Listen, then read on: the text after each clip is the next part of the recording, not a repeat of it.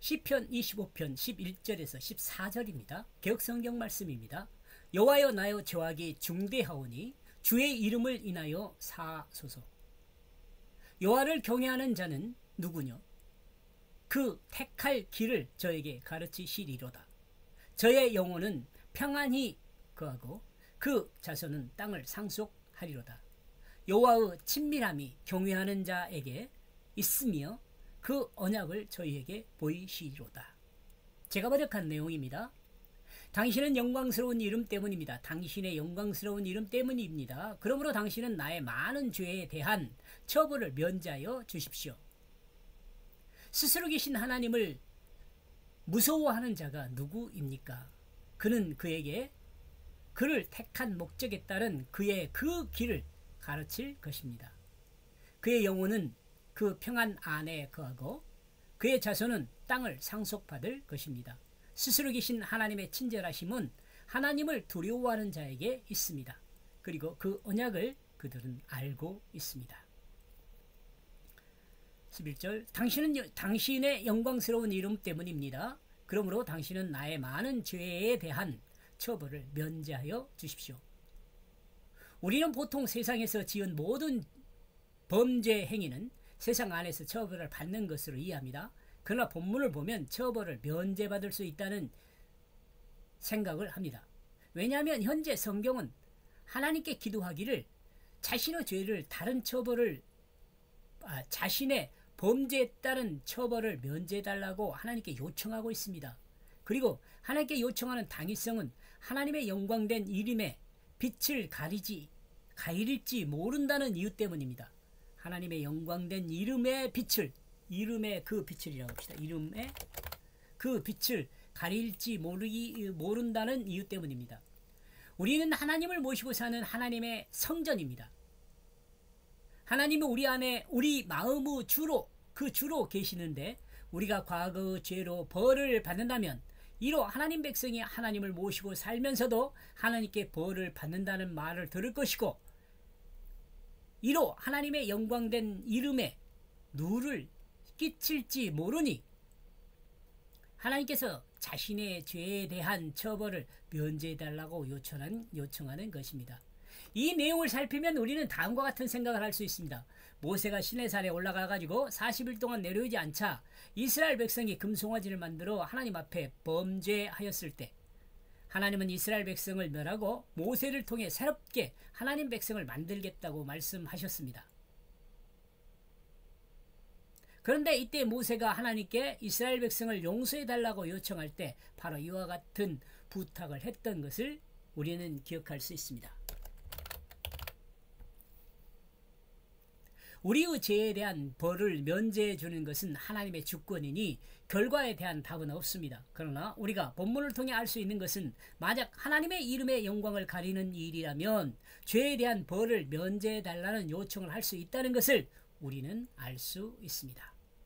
12절 스스로 계신 하나님을 무서워하는 자가 누구입니까? 그는 그에게 그를 택한 목적에 따른 그의 그 길을 가르칠 것입니다.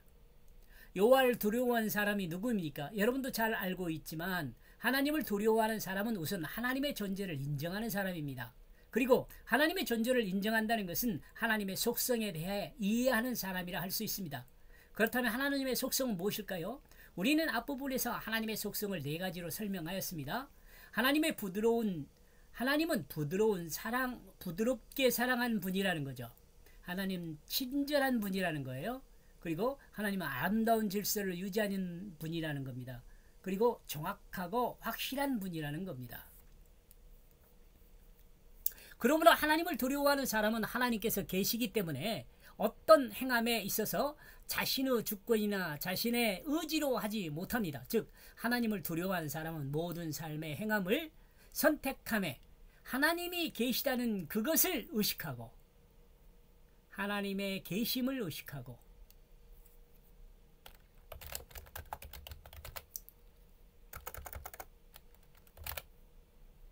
하나님의 계심을 의식하고 겸손히 하나님의 지시를 기다리는 사람이라 할 수 있습니다. 그러므로 하나님을 두려워하는 사람은 자기 삶의 방향을 결정함에 겸손히 하나님께 그 주권을 넘기는 사람이라 할 수 있습니다. 이러므로 하나님을 두려워하는 자에게 하나님은 하나님의 길을 가르쳐 준다고 말씀하고 있습니다. 13절. 겸손하게 자기 삶의 주권을 하나님께 드린 사람은 13절.